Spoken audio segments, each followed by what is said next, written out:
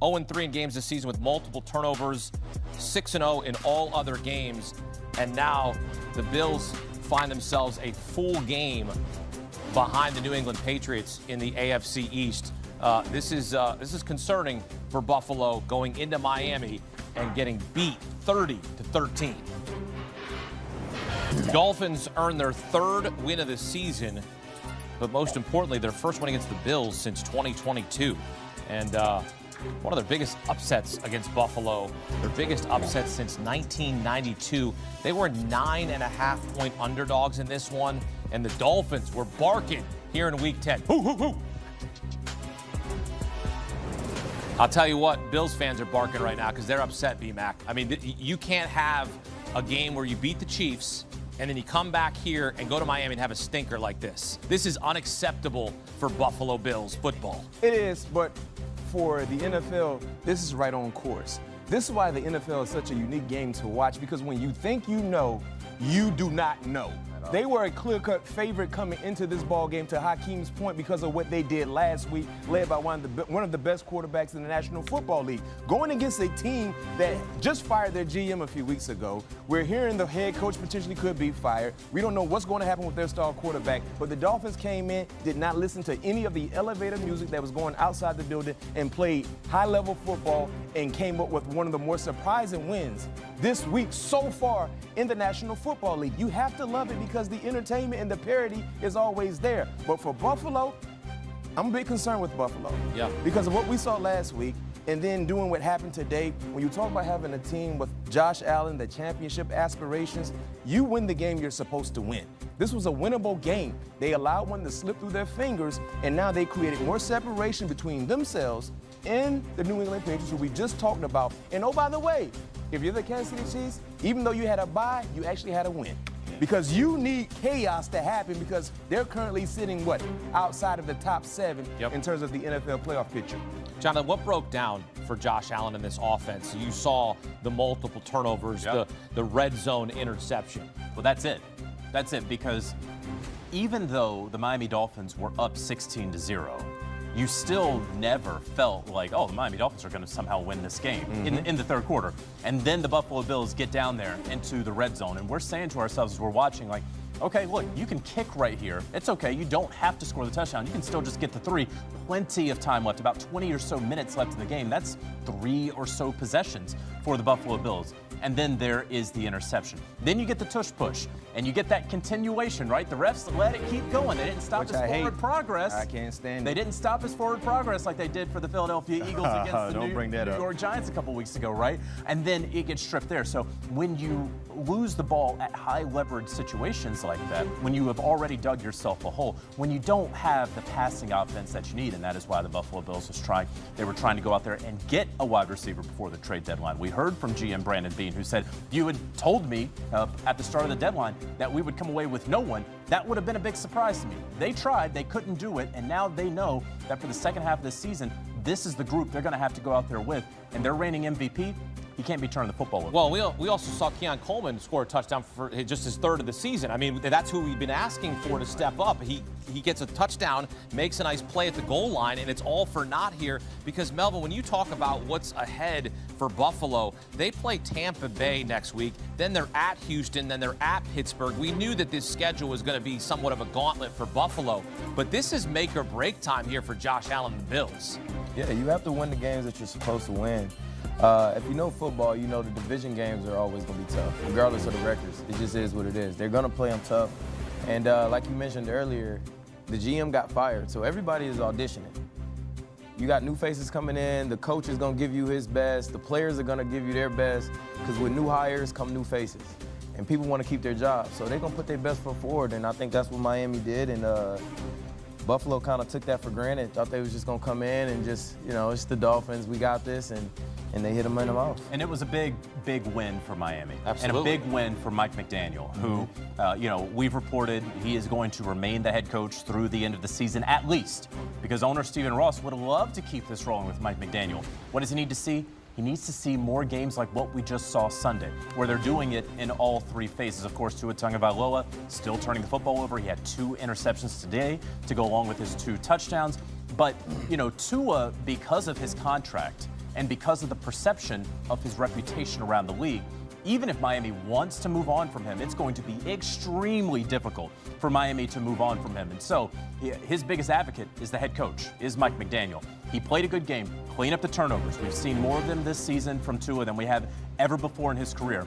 And they can hope that they're building towards something in 2026, a glimmer of hope. Yeah, well, we saw him earlier in the season throw his teammates under the bus and calling them out, and now, well, he's riding the bus on the back of Devon Achane, who had himself a game, right?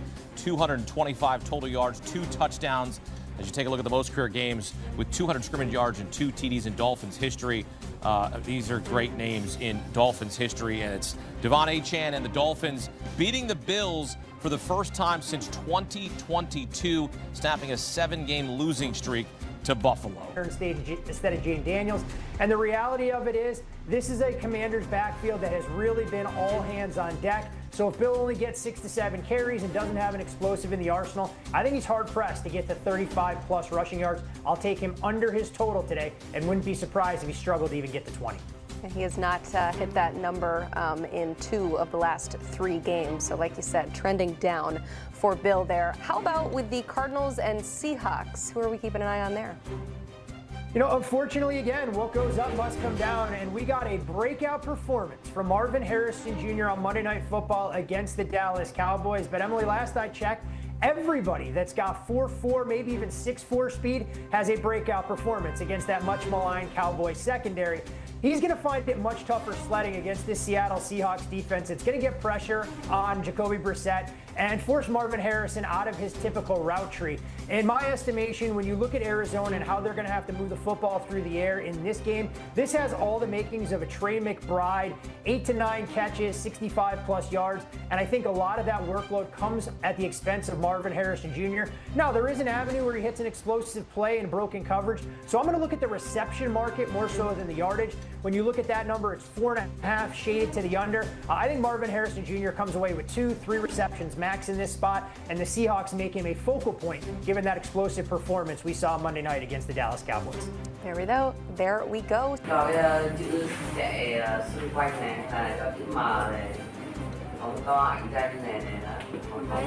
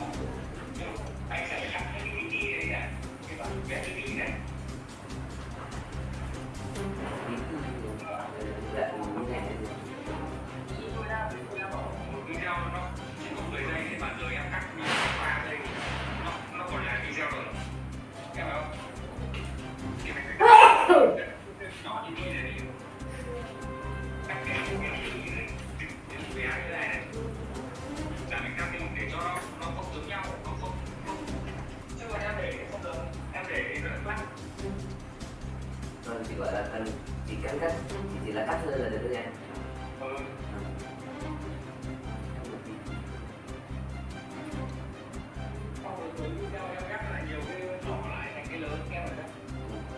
Thế còn cái video này cần giới hạn bao nhiêu anh? Video này cũng 10 phút hay là? Video là khoảng 30 khoảnh khắc. Nó là 15 phút thì em làm khoảng 40 khoảnh khắc. Tức là cái nhiều anh chị nhỉ? 5 giây mà tôi làm em nhá, tôi làm thì anh hôm nay của anh người ta và mỗi người có làm cái người mà một chỉ có ra anh làm mà kiên trì đấy cần nhiều kiên trì nha, kiên trì kiên trì không có giả đâu này anh chạy trận mấy cái tháng nay rồi nên là